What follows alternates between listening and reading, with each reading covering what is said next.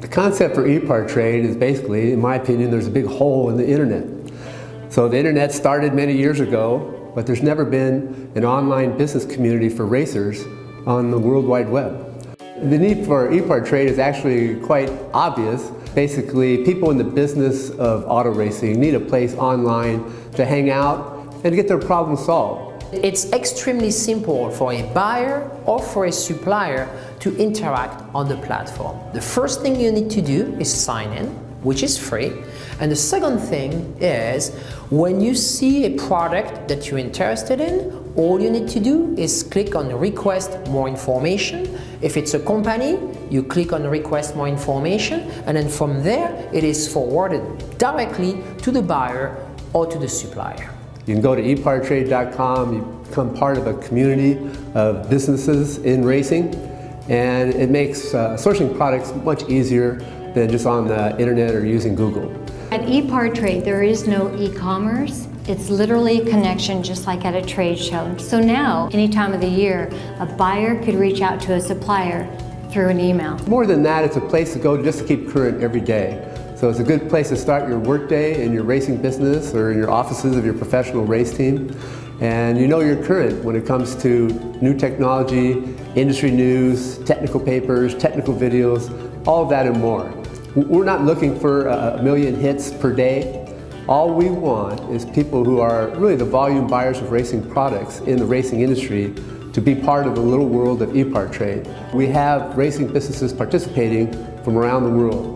So you get suppliers from around the world, you get buyers from around the world. EPARTRADE really eliminates having to travel, closing down your shop. Now you have a place to showcase globally your racing product and technology. Welcome to Race Industry Now, the technical and business webinar series from EPARTRADE, presented to you by ARP and Performance Plus Global Logistics. I am Francisque Savignan, the founder and CEO of EPARTRADE, the global platform for the performance and racing industry. This is episode 235, and we're going to be talking EV racing with a focus on safety.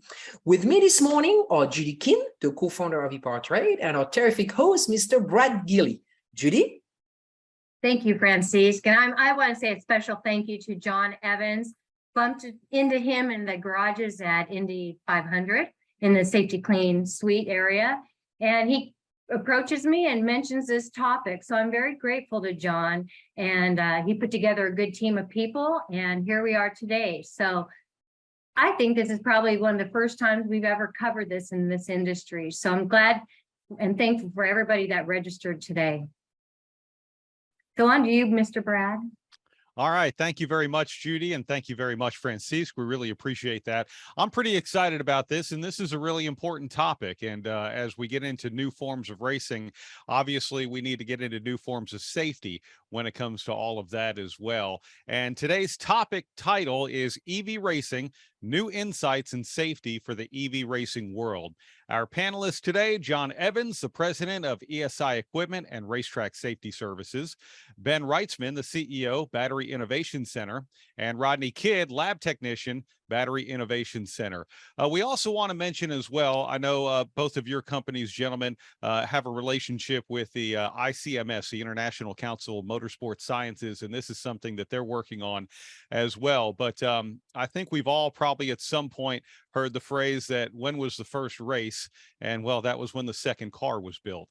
And now as we see a lot of EVs out there, on the road, and we see a form of EV racing or forms of EV racing, we're going to start to see a lot more of this at racetracks around the country. And we definitely have a lot to talk about when it comes to the safety in EVs and how racetracks should handle the safety and much, much more. So first we'll go around the horn, and I know John has a video that he wants to play, and we're going to be talking a lot about this topic. As always, I want to remind you that if you have a question, feel free to type it into the chat and we'll get as many questions out as we can as well. But John, first of all, let me start with you and just tell us a little bit about ESI Equipment and Racetrack Safety Services and some of the things that you have on your mind here today.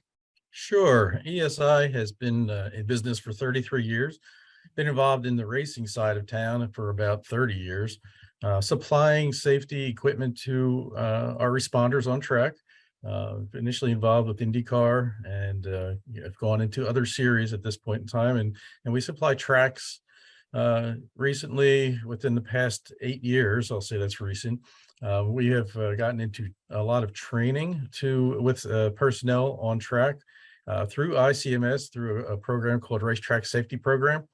And that is developed into training that's actually part of the SFI certified programs. And we have actually a number of training courses to help our responders on track to get techniques and have the knowledge and information out there that they can do the greatest job as possible. And that's a wonderful thing. Ben, CEO, Battery Innovation Center. Tell us a little bit about what you do. Yes, good afternoon. Ben Reitzman, CEO, Battery Innovation Center. Unlike John, we have not been around for 30 years, but some of us have been in the industry for about 30 years. So Battery Innovation Center is actually a nonprofit lab facility located in southern Indiana. For folks who know Indiana well, we are right beside Crane Naval Surface Warfare Center. For those who don't know that well, it is the third largest naval base in the world. You don't have to know much about Indiana to know there's no oceans there. So we are the only landlocked naval base location as well. Originally started serving our warfighter back a little over 10 years ago on advanced battery development for our men and women of the armed services. And over the last 8 years have focused entirely on the commercial, or refocused towards the commercial sector, as we've seen continued emergence on the battery side. So we bring together storage battery expertise, entrusted battery capability that goes everything from materials development all the way through to testing and certification to training and facilities on the backside as well. So most likely, if you're on a battery device today or have a battery device on you or around you, we probably had a hand in it over the last 10 plus years. Oh, wow. That's pretty incredible. Rodney Kidd, lab technician. Tell us a little bit about what you do.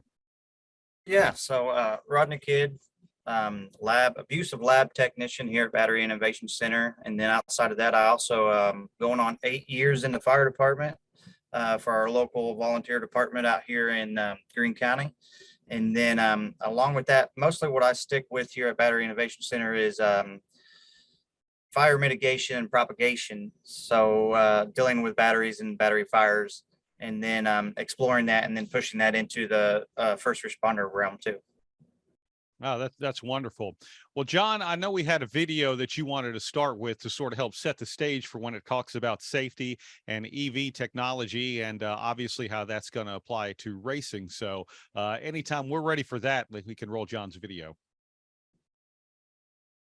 Good morning, Mark. Witnesses tell me that car was traveling here along Illinois Street going entirely too fast when it left the road and crashed into that tree. You see that is messed up there behind me, eventually hitting the WFYI parking garage behind that as well. Now, it was a navy blue Tesla that was carrying those two victims, both of whom, as we know now, are dead. And take a look at this video. You can see that the vehicle burst into flames because of the collision.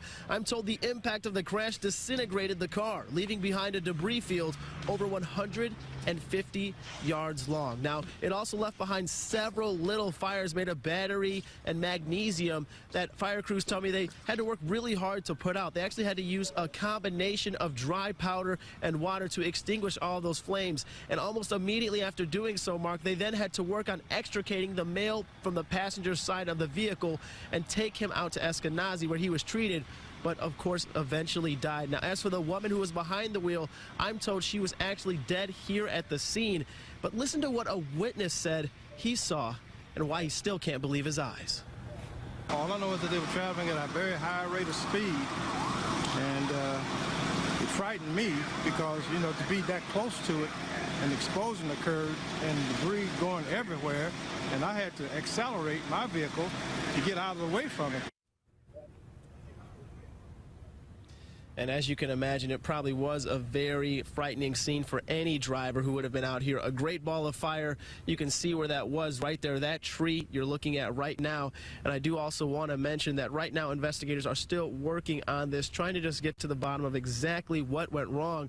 Although according to eyewitnesses, it looked like the driver just apparently lost control of the vehicle, causing this entire tragedy to occur here this early morning. We're live just north of downtown this morning. Eric Cox, RTV6. Well, John, obviously a very sobering incident, what happened there. And I know when it comes to racetrack safety and the paramedics, the firemen and women, the EMTs, everyone involved, they're trained to deal with gasoline or ethanol and maybe different materials in conventional race cars. But now with EV technology, obviously we deal with something completely different. So give us a little summation of that video and why it's important to watch that. Sure, this incident happened about 7 years ago. So it's not like it's real recent, but the information is recent in that as us as responders, firefighters, and the Indianapolis Fire Department that responded that day, it was a complete unknown. They had no clue what they were up against.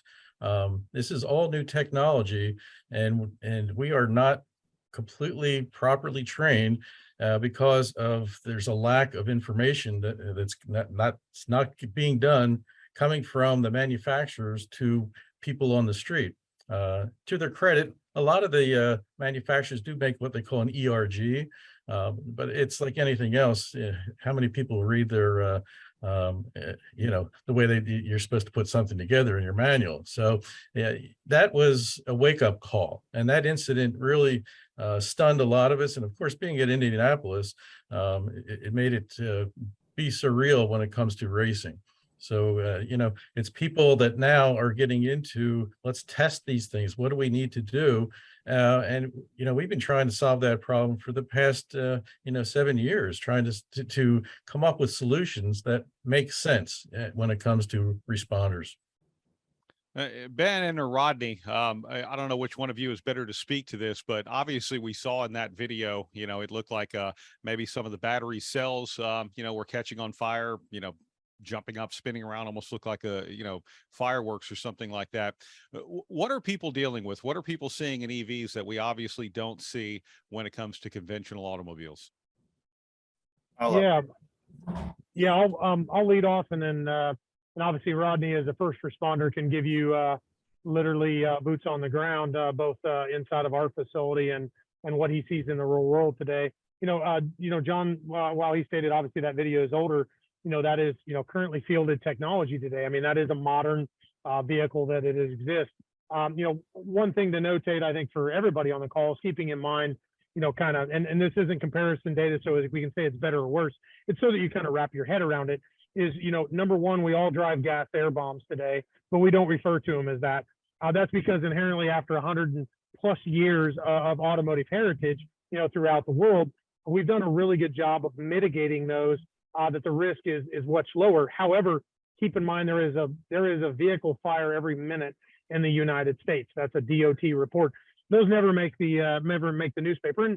And I can, as an engineer and Rodney as a first responder, can probably tell you why. There's lots of different reasons why that happens. However, it's still a part of that does happen, and it is a reality. And so from a battery perspective, we are focused on making those safer, but it is a reality today. You're driving a packed energy device. It's no longer a gas air bomb, if you will. And again, sorry for the inference, but that's what it is. It's a safely designed gas air, bomb. We are driving and working towards completing additional safety for a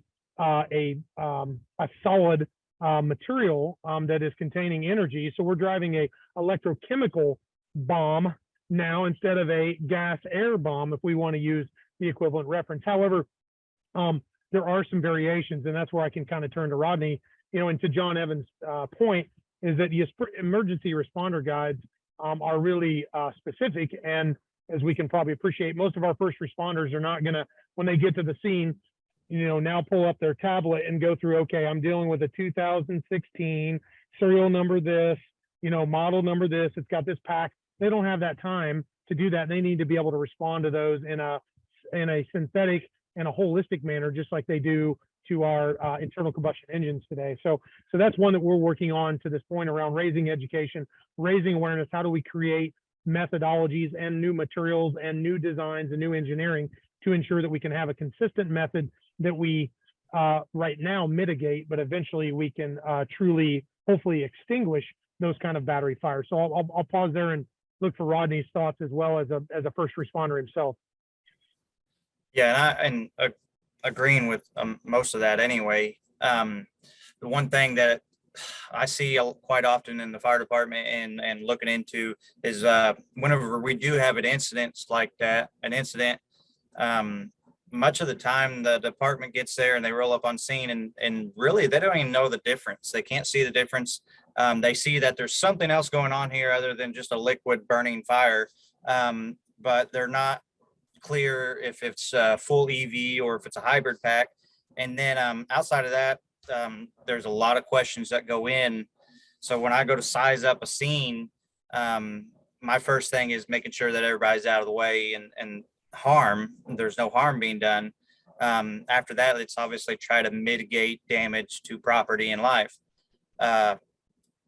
With that, some EVs and manufacturers, it can be hard to figure out how to go about that. And more likely in that case, in many other cases, by the time the department gets there, you can hardly even tell what vehicle it was to begin with, let alone badging and branding and things like that.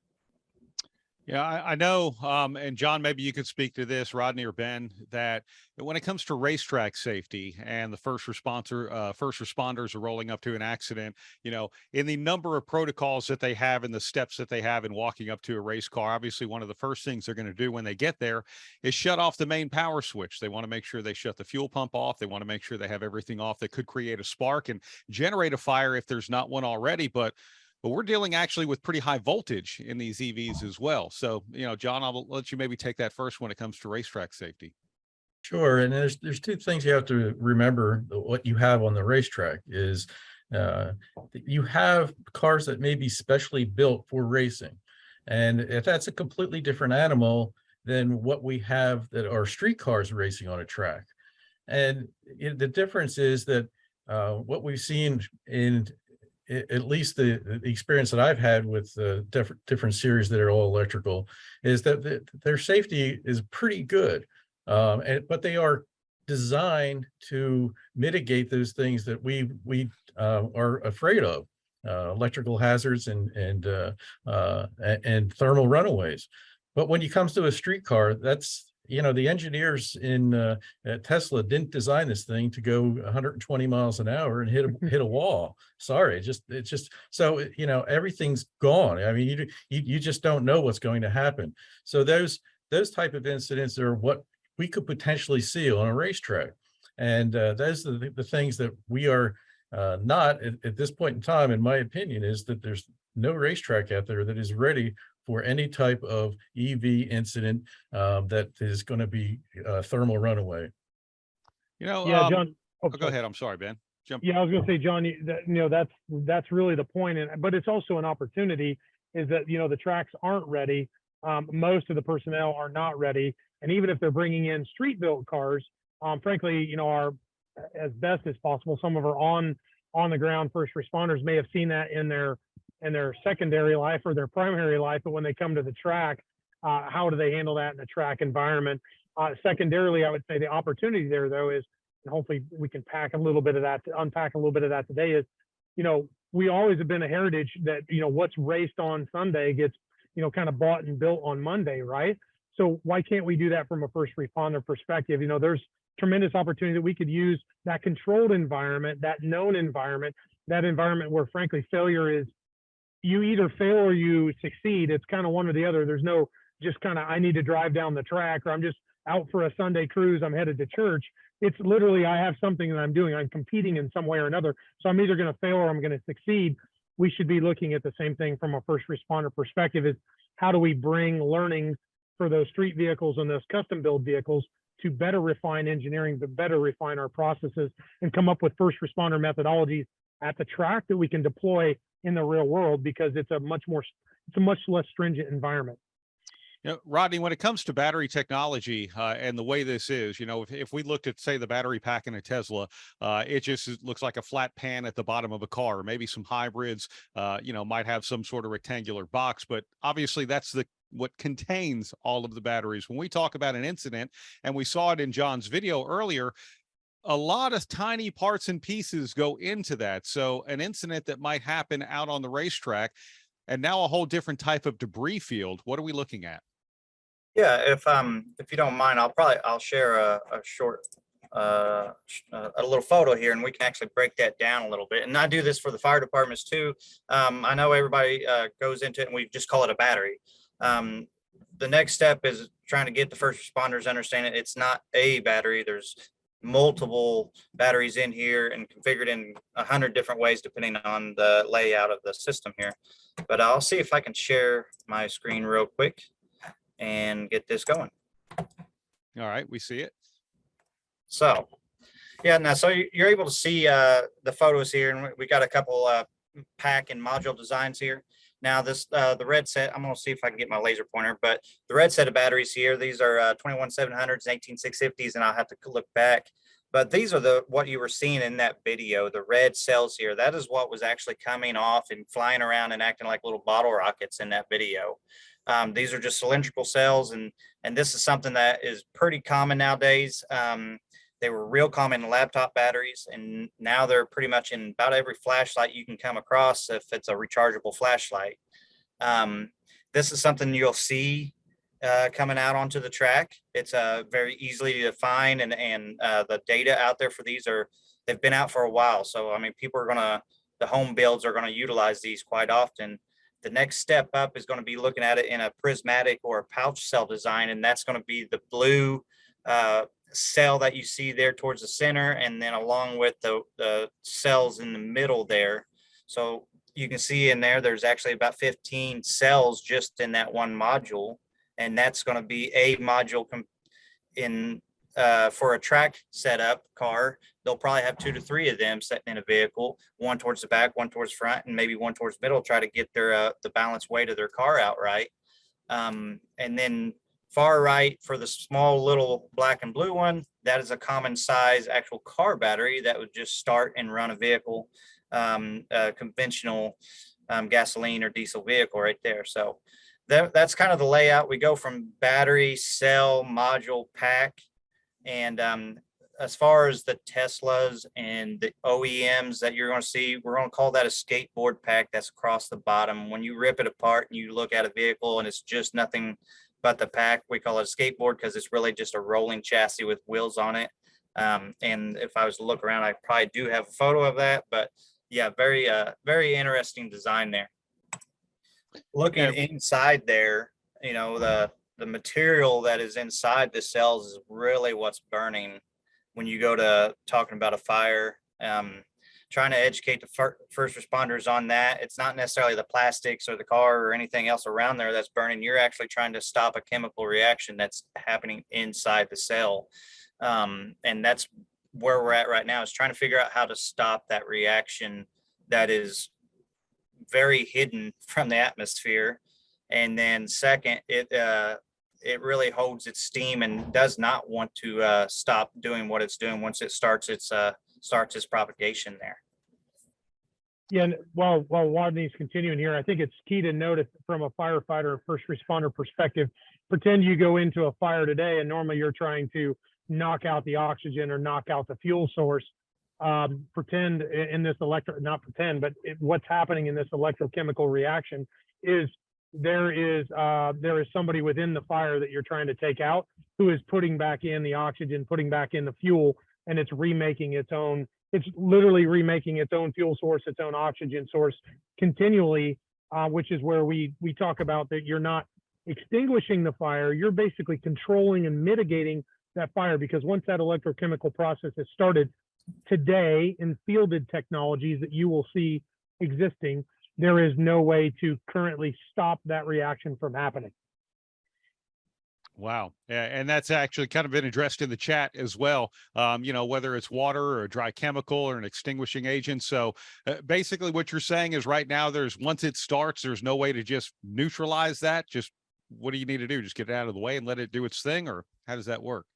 Well, in a lot of cases, that is typical, yes. But one of the things that Rodney will talk about here is some methodologies that are actually some common methodologies that we are exploring that will allow for a next stage of what we'll say is mitigation, which is actually around starting with the racetrack, where we're looking at pausing and or extending, as in we're kind of put a hold. Pretend you could go in the fire in maybe a bad environment and you could say, let's bottle that up and let's take it to a place where it's better to happen. we know it's still going to continue today and that we can't extinguish it.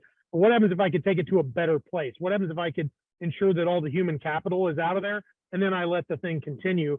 We do have some methodologies that we're exploring that are showing good promise so far to at least do a suspension of the event, but that knowing that full and well eventually that event will have to happen. Okay. John, a question for you, and you and I spoke yesterday for a little while too. We brought up the NHRA. It says training. What training, if any, is out there for the track safety and medical teams? NHRA has added an EV sportsman class, and the tracks hosting the EV class have got to get their safety team trained and provide PPE that will protect them in case there's an incident. Sure. I mean, there is training out there that we have gone with SFI, and ESI and some other agencies can host those types of courses. Through ICMS, we're holding a course for our jump medics. It's an SFI certified course during the PRI show. And then we have one that will be scheduled to be out at the Indianapolis Raceway Park in early spring. But these are the basics that every responder on track should need to know. And of course, we're talking about specifics here when it comes to this type of incident. And this is still a perplexing thing. And when it comes to race facilities and race responders, listen, we haven't even scratched the surface in training our first responders on the streets, let alone track personnel. So this is again something new that needs to be trained on. And as ESI, that's our most sought after course. We're out probably 2 or 3 times a week training fire departments on how to handle an EV incident. Part of training for the first responders at the racetrack, obviously what we all see is the big spectacular crashes on the track and everything else. But paddock safety, garage safety, pit safety is just as important. Where does EV technology come into that? And this was even one of the questions in the chat, especially as it relates to charging the cars and doing different things that we'll see off of the racetrack. Guys, you want to handle that or you want me to? Yeah, we'll let Ben take that one. Okay. Sorry, Brad, you were just saying just kind of, across the board from a safety perspective and training, correct? Just clarifying that. Yeah, again, there's training on the racetrack to respond to an incident that happens. But as Sure. we all know, not every incident happens on the racetrack as well. It could happen in the paddock, the garage, the pits, whatever series you're talking about in the terminology. But how do you deal with that, and what do we need to know? Well, I think, again, and I hate to say it depends, but that's part of what we're helping narrow in today is that there are some methodologies that can work as we think about track versus, the balance, on the track versus off the track. You're correct. Around charging events, several of the incidences we've had have happened at night while folks were gone on charging. I'll be honest, in a lot of cases, it was not, it always is, in the news of battery failure. But all the ones that have been out there today that have been investigated, BIC's been a part of exhaustive amounts of investigations for sanctioning bodies to consumer product safety to third parties to OEMs, helping tear apart, their stuff after things have happened to help them understand exactly what happened all the way down to potentially the material level. Most of those, in fact, I would say 99% of those have actually been controls related. If we think about charging, those have been something related to the battery management system. In a lot of cases, lack thereof, a complete battery management system. So pieces that are missing where they've chose to not monitor temperatures regularly and consistently. In other areas where they've not taken appropriate voltages and voltage measurements, where they're not monitoring how much current can be pulled in or out of the battery pack. Frankly, the biggest one is what we see, and Rodney can hit on this a ton. The manufacturers still today are cell agnostic, is the term we like to use, and they really don't understand that living object that they're designing around. They have a data sheet from the manufacturers for the cell, and they have information that says they should be operating within the data sheet. But most of those failures have been a result of a cell operating within data sheet, and either the cell did some things that it maybe wasn't intended to do, or it was allowed to get into an area it wasn't intended to be into, or the control systems were not properly designed, and therefore, we've had these series of events.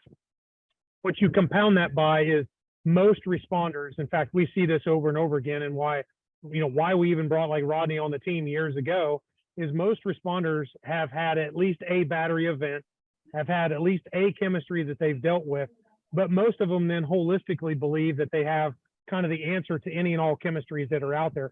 You have 14 fundamental chemistries that are running on the road today. For known formats, ones that are common like each other, there are over 47 formats that are out there from an advanced lithium ion battery perspective. And each one of those has significant nuances to how it fails and when it fails and what it's subjected to abuse, what its failure point is. And also in a lot of cases, how you might react to those. And so that's the thing that we're trying to help people understand is, even initial gear for first responders, we're finding that some that have battery, have some of their PPE, but their PPE is not encompassed today. We have 2,000 volt systems coming out onto the tarmac. What are you doing with 2,000 volts? Because the PPE you have in a lot of cases only rated up to 600 or 800 line voltage as you're dealing with, the environment. Now we have systems that supersede. They're like being inside of a mini substation that are, again, 1,200 to 2,000 volts. You have the voltage that we have to deal with. You have HF and both the liquid and the gas that you have to deal with. There are concentrations that broadly vary based on, again, format, chemistry, and design inside the pack and how you use it that can drastically impact how much HF, is potentially released or hydrogen that is released or other corrosive gases that your PPE may be rated up to a level, but it may not be related to the level that's out there. And so that's, again, that's not a doomsday scenario. That's not a mystical scenario. That's for, as we think about the race environment, that's a chance to be able to know what's coming on the track, to have, versus on the road, as Rodney said, you never know what you're going to roll up on. At the track, there's at least an understanding of what you're probably going to see. There's registrations and rosters, so you have an understanding. There's tech, there's tech that goes through. So all the vehicles are going to have some sort of a tech. So what you're going to see out there, so we can build a cohesive environment around response so that we can understand a diverse, but not a widely diverse. We can understand a diverse subset, create those reactions for each of those, and then we can go build upon that from a public perspective. So sorry for the long-winded, but hopefully that kind of rounds out how dynamic of an environment. That's ultimately what I would notate here is a battery is the most dynamic device you're going to deal with in the world today, shy of a human being. So think about how we are all individuals and how we're all dynamic and the broad variations among us from, age to weight to demographic to, to race to environment to whatever, health and all those conditions. Battery is actually number 2. So think about how we've had to design systems to deal with human beings and states of health of human beings and safety of human beings and the environment of human beings. You're literally dealing with that as close to that as possible in an object, which is a battery. That's the biggest way we can help people understand it, is you're literally dealing with a ton of little individual human beings along the lane. And so, that makes it very, very unique. It's not something we dealt with ever until now. It is unique. Rodney, you had shown us in one of your slides there the different types of batteries. You were talking about the skateboard that is in a passenger car that we see, and then some of the other battery types that people might be using when it comes to racing. What differences are there in OEM versus racing when it comes to EVs? And are any standards being written for what you need to do and how you need to handle these, mount these, whatever, when they go into your race car? As of right now, I have yet to see anything hard for a standard. For most of that's going to be left up to the builder of the car. Eventually, I can see the NHRA releasing out some standards for their track, but I think that's going to come in due time.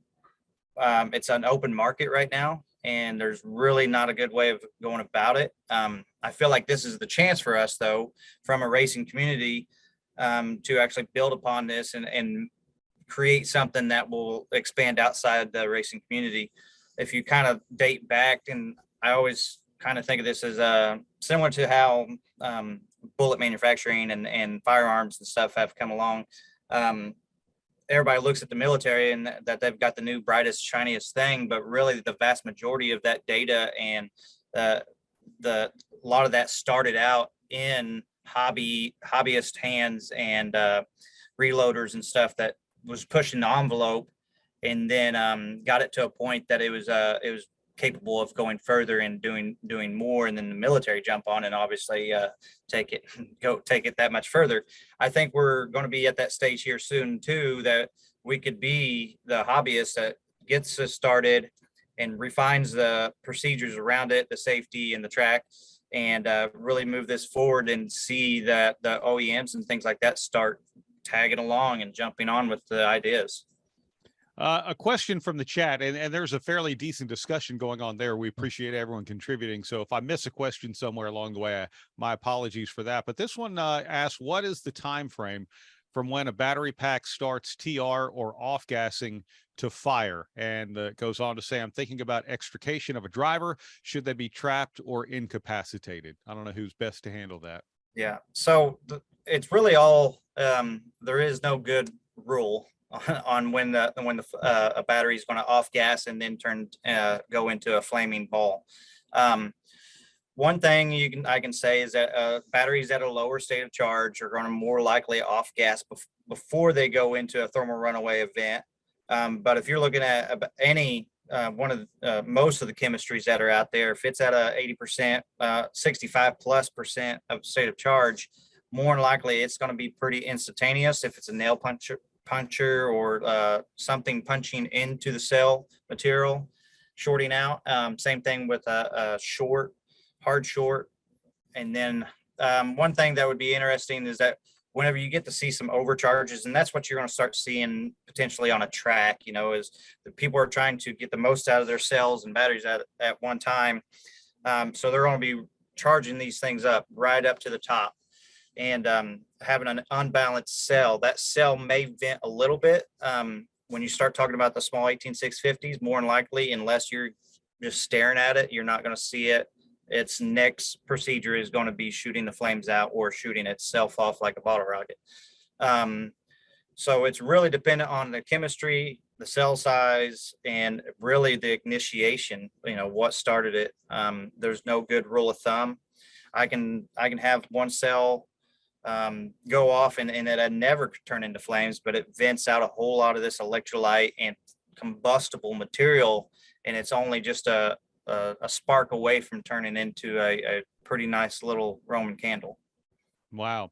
John, I want to ask you, go ahead. I was just going to Ben. piggyback to that, add a little bit to Rodney's, which is, he is correct. Typically where you're going to see that the timing, if we're talking about higher states of charge, so really kind of 80 to 100%, or in some cases where people are going outside of factory spec, but in racing, that's what we do. We push the limits. Those cells are capable of being charged higher than the standard 100% SOC. You get more density there, but you do go into a higher reaction zone. So really 80 plus is where you're going to see your events that happen faster, are typically triggered bigger, and are probably going to be more sustained. When we talk about the lower SOC events or cold temperature events or discharge, heavy discharge events, those are going to be the slower to react. But as Rodney says, they still can eventually cascade and they build an event. But that's something that happens usually, instead of maybe minutes on the high SOC side, becomes something maybe closer to, tens of minutes up through maybe an hour or more. You're going to see that thermal event more happen. It's kind of a slow burn versus a fast fuse, if that makes sense. It does. John, you and I were talking a little bit yesterday about racetracks being equipped. What resources do racetracks need when it comes to EV racing? And are some of these not equipped to the point where maybe they should reconsider renting their facility, putting on events or whatever until they are? Sure. I think education to race facilities is key, so that they don't get themselves caught in an incident where they can't handle it. I'll say that's, like I said before, I don't think there's really a racetrack out there that can handle a full out EV incident on a track. And the reason being is that there's a number of them. When these batteries go into thermal runaway, I know Rodney and Ben can talk more about it, but they're in upwards of 4,000 degrees of temperature that come off of these venting, flaming batteries. So, when you talk about that being inside a paddock area or a garage area, obviously you have to take extra precautions. And, we recommend that if you're going to have that, maybe you put up concrete barriers around the cars so that, that type of thermal heat doesn't get into anything else that ignites something on fire. These cars produce a tremendous amount of thermal, and that radiates into other things, other structures, other vehicles, anything that's around it. So we have to deal with that. The initial fire of a vehicle, when if someone's approaching it, and again, this is kind of anecdotal, only because of what we see on the street, is that it appears that our normal way of approaching a fire vehicle works to kind of quell that fire. It's not going to put it out, as Rodney stated before. Once this thing goes into thermal runaway, you're not going to really stop it. So, our first concern is going to be, is there a driver in the car? If there's a driver in the car, can we do something to assist getting that driver out? Now, what we train is, we train to let our first responders on tracks do what we call a pathway to life. That's cutting a pathway so that you can get in and get a driver out of a car in a minimal amount of time. And the way you do that is with your fire suppression equipment. Now, some fire suppression equipment, when it comes to these types of incidents, don't really work that well, and others do. And those are the things I know that Ben and Rodney are working on to kind of explain that. But right now, water can get in there and quell the fire down enough that you can move the heat away and possibly extract the driver. But it's what happens after that. Right now the procedures are that we want to place water on not just the car, but on the battery areas and try to mitigate any more thermal runaway that may occur. And that could take up to 15,000 gallons of water of applying for over 2 hours. So that takes a lot of time on a track. And I think, when I talk to tracks, they have to, think about, is it better to try to do something and try to mitigate the fire, or do we just move this vehicle and let it just cook off someplace? So you can do that. The only thing you have to worry about, and we talked about smoke from these, and it's actually a vapor cloud that comes off of this. And that vapor cloud has about 11 different noxious chemicals in it that could potentially hurt you to a point where it causes death. So thought process has to go into, if I'm going to move this vehicle, where is it going to go? Where is it going to burn off? Is it going to be away from crowds? Is it going to be away from people? And some tracks that's possible, and some tracks that's not possible. So these are all the questions and thought process that has to go into, am I going to allow a EV vehicle to be on my track? And do I have these resources to make this happen? And Yeah. John brings up, Go ahead. John brings up kind of the key point as we think about this, as the proving grounds is first is going to be that mitigation, and welcome Rodney to share about the methodologies Vic is looking at today, some mitigation techniques. Again, these are suspension techniques where we can actually do what John is exactly saying, is we can help the track with, you won't be able to put this out today, but in order to continue the event, and frankly, most importantly, is that you can save the driver, and whatever happens to the property, we'll do our best there, but save the driver and extract the driver is that suspension, where we can suspend and then move that event to other places. In fact, that's some of the things we've talked about, is that how do we help you have a methodology with your first responders? They can go respond immediately, get the human life out of there as fast as possible and as safely as possible. They put that into a pause, and then they take that object, that that vehicle or that unit that was running to a identified area, and then have a methodology to be able to let it continue what it's doing. But as they say, the show will go on, right? And and obviously our human factor, which is the most important, is safe and out of the way, and we're all kind of staring at something that's unfortunately probably burning to the ground. So Rodney, maybe share some things about some of the stuff that's going there. How do we, since we can't exactly kill the fire off today, how can we move the fire to an ideal location and move the human capital to a very ideal location, which is out of harm's way? Yes. So, we're working with a handful of different companies nowadays that are having building material that potentially extinguishes and mitigates. And we're going to be trialing all that here at BIC. That's just a forte that we've took on for ourselves, and inviting actually OEMs and customers in if they want to partake in this to get tied to it. But we're going to be expanding our fire mitigation techniques and just looking for everything that's on the market right now, trialing and testing that, and then thinking about off the wall ideas too. Along with that, just as in like liquid nitrogen being one of them, just rapidly cooling this down and trying to get it in a standstill state to where I can work in and work around this. And that's something I talk about and go over with my teaching with the first responders and things like that. One thing to think about is from outside the track point of view on the road, once an EV goes up, I mean, if there's even a remote small amount of smoke and flame, it's total. So I'm not going to be worried about trying to save that thing from an insurance claim standpoint, or somebody's going to come at me and be like, you didn't save my car. It's already totaled once an EV starts smoking. They're going to total that out. It ain't safe to be back on the road. So my next point is obviously life and limb, and then property. If none of them are a concern, the best thing I can do is let that thing go ahead and continue on with its full runaway event if it's not going to bother anything.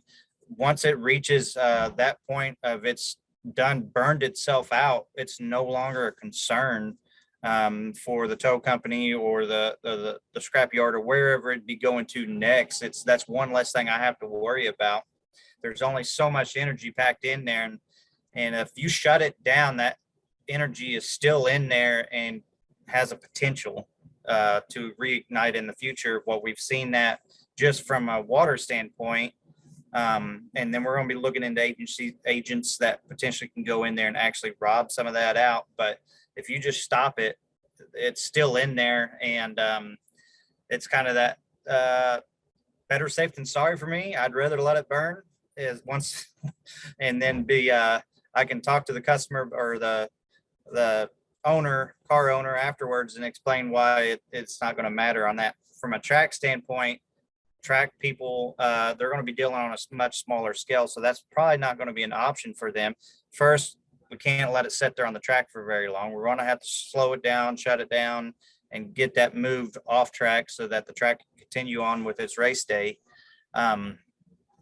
But looking at it from a point that maybe we could be slowing that down to a point that we can actually take out the problem from the car would be one step. And then next to that would actually just be maybe some type of submergence system. So this is all just interesting and fascinating. And again, as I mentioned, it's a pretty healthy conversation going on in the chat. And John, like you and I were talking yesterday, a lot of this technology is changing every day, from the battery technology to, how to quell when something happens, suppression and all of that. But what can racetracks do today as far as available training and resources and everything else? Well, the training there, as far as what they are teaching fire departments on the street to do, if the track itself doesn't have the capabilities, then they should get a contract with somebody or have an agreement with an outside agency to come in and do some of this mitigation work when it comes to a long-term basis. They're going to have to do a short-term, like we said, getting the driver out, but some long-term mitigation and extinguishment may have to come from an outside agency.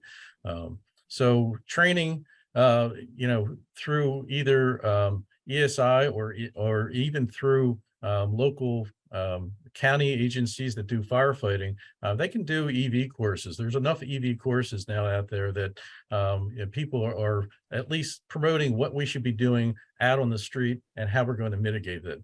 And it's important for racetracks to know that if they do call an outside agency in, they're going to go through these procedures, and they have to understand that those procedures take time.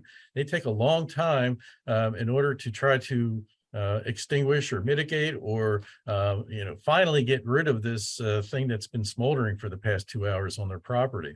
So those things have to be understood, and I think that's the biggest thing is getting that information out to them.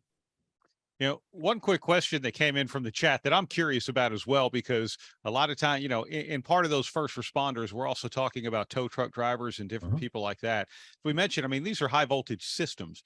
Is there any danger to being shocked in that type of way? Or, what are things that people need to know? I'll say from the racing perspective, the difference between an OEM car and a purpose-built car is that the purpose-built cars don't have a lot of the shutdown procedures and electrical disconnections that an OEM car has. So, with all the incidents that we've seen, at least through the streets, we haven't really seen a voltage shock problem. But on the racing side, for a purpose-built car dealing with Formula E, we have procedures that we have to go through that if the car is potentially energized, there are shroudings that we have to put around the car. There are pads that we have to put on the ground. And there's a constant vigilance of making sure that that energy is not being transferred through that carbon fiber body, which it could be. And I'll leave it over to the other guys to talk about. Yeah, the good part is for the purpose-built, race cars, working with the companies to help design in that capability, similar to, Brad, when you let off around, nearly every car today has an e-stop and it has safety devices. Some of them have tethers, they've got fuel shutoffs, they've got, you've got your fuel cells and the like to do that. When we think about purpose-built, there's an opportunity to look about those and also to consider those for the street as well. I mean, a lot of those devices, exist. We're looking at some commonality to put emergency service disconnects, which would be the equivalent of a low voltage, the 12 volt cutout that you have on the lead acid battery on a lot of the starters in the vehicles, having a co-located or a appropriately located disconnect that can allow you to, at least as best as possible, try to cut out the full pack voltage. Now, keeping in mind if we've had intrusion or we've had, other events that happen, that's where we do have to train our responders. That it's kind of like, Rodney used the gun analogy earlier. We always tell people, every gun's loaded all the time, even when it's not. The same thing for an electric car is all electric cars are electrified, even when they're not. And so, if we treat it that, what John mentioned, a lot of these bodies are recognizing we always treat it as electrified. We do everything we can within that mitigation zone versus like, is it electrified or not? We don't have time to react to that. It's easiest to just say, what are the methodologies that we can do to ensure that we can handle this, even if it's fully electrified? Rodney, do you want to add to that? And was there anything else? I know you had some slide presentation stuff and we've already seen some of that. I just want to make sure there was nothing that we didn't cover that we missed. Yeah. No, that pretty well covered on that side on that one. I do have a couple videos here that I can show with the crowd and just kind of talk through and maybe spark up any more questions that would be here. So we'll pop them back in here shortly. By the way, Rodney, before you jump in here, because I've seen a couple of these where they're talking about, different fire methodologies. One that you guys should be aware of, BIC is, we have done thousands and thousands of vehicle fires at this point, and battery pack fires from everything from cell level all the way up. Because we build cells today, we understand from the chemistry all the way to the final product, and that's not just in cars, but we're doing megawatt hour plus shipping containers, so 40, 60 foot shipping containers that are the equivalent of 1,000 vehicles or 100 vehicles in some cases that we're doing. So having the ability to understand full scale fire up through, he's going to show here is actually a small battery pack fire for an EV inside of one of our our safety test areas that we do. But we are working on a couple different methodologies where we're bringing in now intentionally everything from the field, including stuff we haven't seen, to validate some of the technologies that are out there today. There's a lot of different ones around liquids, around encapsulants, around chemistries. We have tested a lot of those. We are going to do an exhaustive study that will cover every fielded format, every fielded battery pack, and we will encompass at least one from every manufacturer final system through the balance of this year. That will be a comprehensive test to show how those packs fail, what their failure methodologies are, and then what response measures may or may not do up through some of the largest scale vehicles that are out there. One of those key methodologies, actually Rodney's kicking off Thursday, is actually one that is for the racing environment, which is freezing. So we're actually a test that's already been done. We've done some work on it with a partner. We're going to advance that, which is looking at liquid nitrogen. So where we would actually encapsulate the battery in a container similar to a fuel cell, and we can actually apply liquid nitrogen into there to, again, suspend what's happening, protect that we can get the driver out. We basically pause the electrochemical reaction, and then we can take it offline to another environment to deal with it as part of that. So anyways, we'll let Rodney also talk through some of the pack fires that you're going to see here as well. That again, they're doing tons of these daily at our facility. So yeah, just touching base on that, if anybody is interested in that, this is something we give out. We do training on this. If track or individual company, whatever need be, if they're wanting to get trained up and get this live experience, this is something that we do offer here at the BIC. We'll go from cell level all the way up to pack level. What you see here is a full pack level burn here. Just kind of touch base on some of the concerns that we're going to be talking, or that I want to talk about a little bit. Obviously, we can see there's a whole lot of fire here, to be blunt about it. One thing that you don't quite think too much about is the amount of heat that's being generated on the upper side of this container. It was enough that it actually bowed this shipping container down. It was actually enough heat to start melting the steel shipping container. Touching base on the upwards of 2000 F temperatures at cell level from a vent, I've seen up to and above probably 2000 Celsius, what is obviously about 1800 and some change Fahrenheit temperatures. What's going to stop that? Really, it's not going to be your tracksuit. Your tracksuit is not rated for that kind of temperature, let alone being sustained for a long venting sequence. If we're talking about a 5-minute extraction time of a driver, I tell people, and when I'm talking to my fire departments and teams locally, is, wear your full turnout gear, your full bunker gear for house fires. That's the only thing that's going to give you an extra few minutes worth of time if this does start venting on you and getting in contact.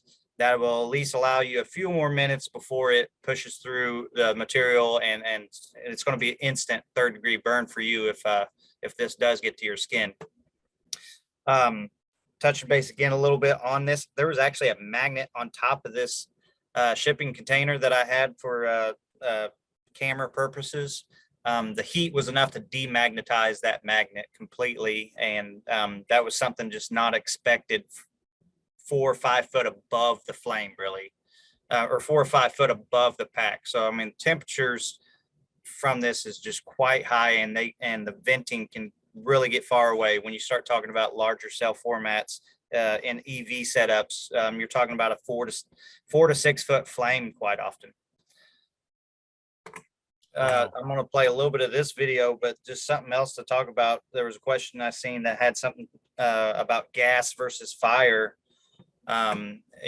Excuse the video. I'll be darting around here a little bit in it. But you can see that we're venting here. The cell's venting. This is just pure electrolyte coming out right now. There's no flame propagation. But there is heat being generated. It's an ongoing event. The heat is just building and building up until the point that it can no longer take it, and it's going to erupt into a full-fledged event. Now here you're looking at 7 foot to 10 foot flames being shot. Again, full pack size, but there's only about 6 or 7 cells going off at this moment. Something to think about. And we're working with tracks and builders right now for that. Is it's not just going to be gear that you're wearing. You're going to have some backing and material between you and the modules or the batteries to prevent this from getting to you, and it's going to have to be more than aluminum. Sadly, we're going to have to add a little weight to the race cars a little bit just to prevent this fire from getting to the driver. And that was about all I had on that. But yeah, this is stuff that we're doing daily here at BIC, and pretty much I have not said no to anybody yet. I'm sure I make Ben pull his hair out sometimes, but yeah, we do get some oddball questions and tests sometimes. But this is something that we put on, and if anybody's interested in getting some live fire training with battery technologies, it's definitely something we can handle for you guys. This is incredible. I wish we had, again, I know I say this on a lot of these, about 3 or 4 or 5 more hours or days to talk about this. Would love to have all of you back to do this. John Evans, Ben Reitzman, Rodney Kidd, we really appreciate what you guys are doing at BIC, what you're doing with Racetrack Safety Services, John, and everything else. But there's a long way to go, it looks like. Yeah, we're Looks definitely like going it. to have you back. Yeah, absolutely. I mean, I don't think I have seen the chat as busy recently. So we should definitively have you back. So thank you very much for being with us today. We'll figure out a way to do a part 2 of this at some point. And this webinar has been recorded. It will be posted later on the EPARTRADE platform. We'll distribute it through our newsletter and on different media social channel. We will be back live next week with fuel, actually, with VP Racing Fuel. And in the meantime, please take advantage of the EPARTRADE platform. Every webinar that has been produced, over 235 now, are available on the platform, including a few on safety with our good friend from the ICMS. And thank you again, a special thank you to Tom at the ICMS who's been with us today. So thank you very much. And we'll be back next week at 9 o'clock. Thank you. Bye-bye. Okay. Thank you. Thanks, everyone. Registering on EPARTRADE is easy. To start, click on the Join for Free button on the homepage. First, search your company to see if it's already in our database. If you see your company on the list, click on it to select it. Then, choose Claim Company if you are one of the decision makers, an owner, marketing person, or main company contact.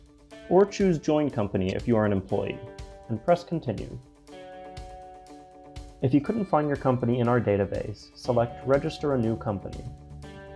On the following page, fill out your name, email, phone number, job title, and choose a secure password.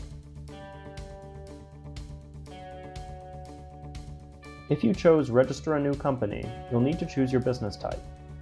Select Supplier if you're looking to display products or services and connect with buyers. Choose Racing Business if you're looking to source new parts and connect with suppliers. Choose Race Team if you own or are a member of a professional race team. Then, enter your company name. Please provide a website, Facebook page, or LinkedIn if you have one, and choose to either claim or join the company. You can view and agree to our terms of use here. If you'd like to receive our weekly newsletter, choose Accept. Finally, click Register Now and your registration will be submitted for approval. An email will be sent to your inbox. Please confirm your email address and you will be approved shortly. Welcome to EPARTRADE.